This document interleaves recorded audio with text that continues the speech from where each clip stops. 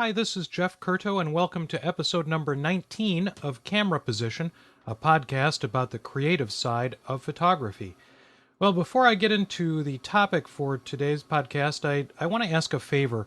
I know that there are a number of you out there listening, and I would very much appreciate trying to spread the word about the podcast a little bit. First off, I would love it if you would email a friend who may not be aware of Camera Position to turn them on to it and let them know that you're enjoying what you're listening to, which I hope you are.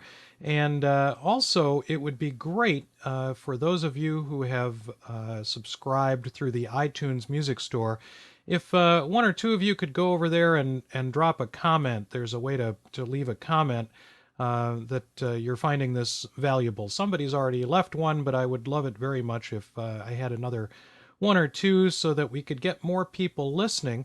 And speaking of listening, I have been listening for some time to a really wonderful podcast called The Candid Frame. TheCandidFrame.com is where you can find out about that podcast. And it's run by a really interesting guy out of Los Angeles named Iberianex Perello.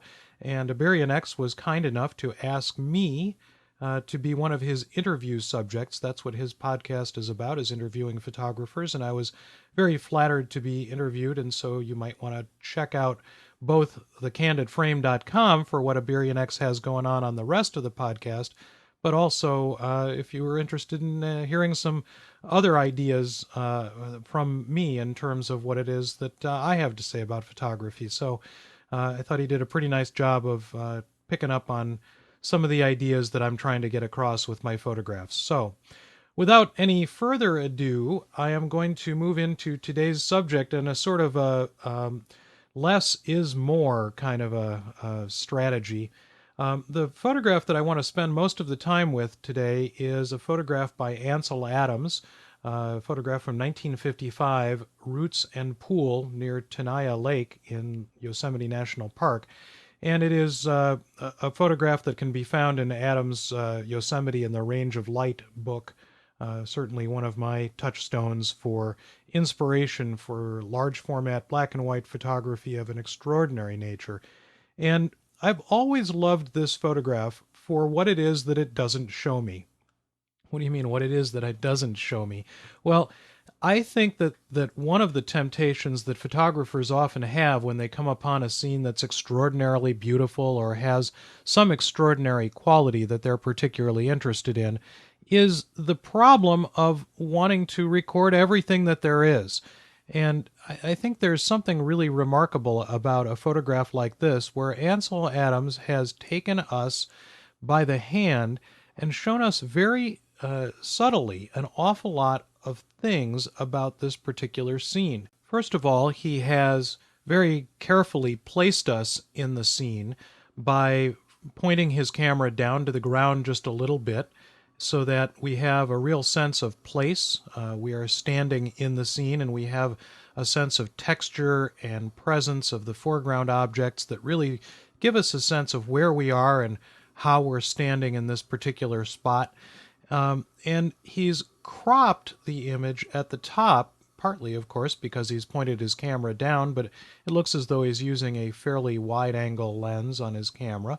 But by cropping the scene at the top and not showing us the sunlit forest on the other side of the pond, or at least on the sunlit forest that in its entirety, he really forces us to think through where we are and what it looks like. Now, we know it's a sunny day. We can see some reflections and bright sunlight in the forest beyond. This remarkable reflection of the rock that really, for me, is almost the primary subject in the photograph. Why is it the primary subject? Because Adams has told me that it is. And he's told me that it is by very carefully constructing a photograph where the roots in the foreground, really the first thing that we look at, are pointing me back in the direction of that rock.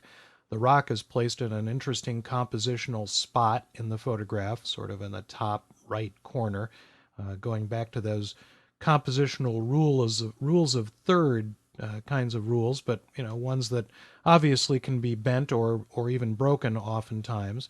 And so what Adams is doing here is continuing these lines that he's created by tilting his camera down and including those roots in the foreground in a pretty interesting compositional space, and including in the photograph these reflections of the pine trees in the background of the scene.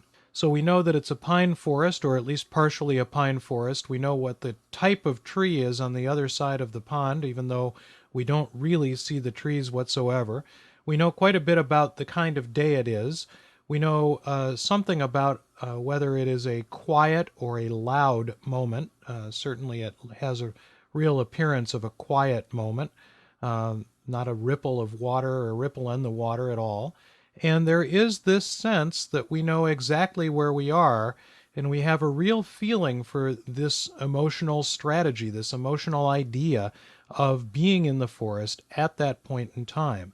So it's a combination of this strong foreground element and the texture of that strong foreground element, and then also the beauty of that rock in the background and its amazing reflection in a print of this photograph, a real photographic print, which I've had the pleasure of seeing. The highlight is both incredibly bright but also textured, so that it has that sense of presence to it. So there is a whole lot going on about the way in which we see this photograph by virtue of what we don't see. In some ways, I'm glad that we don't see the forest beyond, and that we don't see the sense of how big the mountains might be behind it, or any of those other kinds of things. Adams has simply shown us this delicate, gentle scene of the forest right there in front of our feet, as it were. And there is something about those kinds of photographs, and in fact, these are the kinds of photographs of Ansel Adams that I like the best. Those images that are quieter and a little more subtle than some of the giant opus-like kinds of photographs, such as, for example, Clearing Winter Storm, a big, expansive image. I'm much more fond of these smaller kind of piano sonata kinds of images that Adams made than the giant symphonic kinds of things that he was also very well known for. Another example of this basic strategy that I wanted to include in today's podcast is this image by another one of my favorite photographers, Paul Caponigro, the senior Paul Caponigro, and as opposed to his son John Paul, again, a fine photographer in his own right, and we'll get to some of his work in a later camera position because I think he's doing some very interesting things with digital photography. But this image takes Adam's idea of drawing us a picture of exactly what we're seeing by not including very much in the photograph whatsoever to an extreme. Here is Paul Caponigro showing us this rainy pond on obviously a gray and cloudy day. We have absolutely a sense of how big the pond is. We know how far across it is because we can see the reflections of the trees on the other side. We know what type of day it is. We can almost hear the pitter-pat of the raindrops falling into the pond. There is a sense of how far we are from the shore because he's shown us just a few little strands of grasses in the foreground. So here is another example of a photographer really carefully showing us just the smallest amount necessary to tell us everything that we need to know about where we are, what it is, and how it feels. And I think that last bit about how it feels is a significant part in both of these photographs. We really get a sense of how these scenes look, but we also get a sense of their emotional valence, how they appear in a sort of gut sort of feeling for the photographer and their reaction to the scene. So what we have here then is an attitude of well, to put it in the terms of Mies van der Rohe, the great architect of the 20th century, less is more. What happens is that these photographers have figured out that by not putting everything in, they end up telling us a great deal more than we might otherwise immediately see, and that what happens then are photographs that can feed us over time, and that we can see over time as being these remarkably beautiful, sensitive documents that not only tell us what it is that we're seeing, but also tell us about how the photographer felt about what it is that we're seeing. So that's it for this episode of Camera Position. Thanks very much to those of you who are making comments on the cameraposition.com blog. I really appreciate those comments, and I get to answering them as often as I can. So thank you so much for the comments. And tell a friend about Camera Position. Let some other folks know that you're finding some content about photography that you find interesting. And also go take a look at the Candid Frame podcast, thecandidframe.com. And I think Iberian Perillo is doing an excellent job of interviewing some photographers. And again, I'm very flattered to have been one of them. And letting photographers have their own voice about what it is that they do, how they do it, and why they do what they do.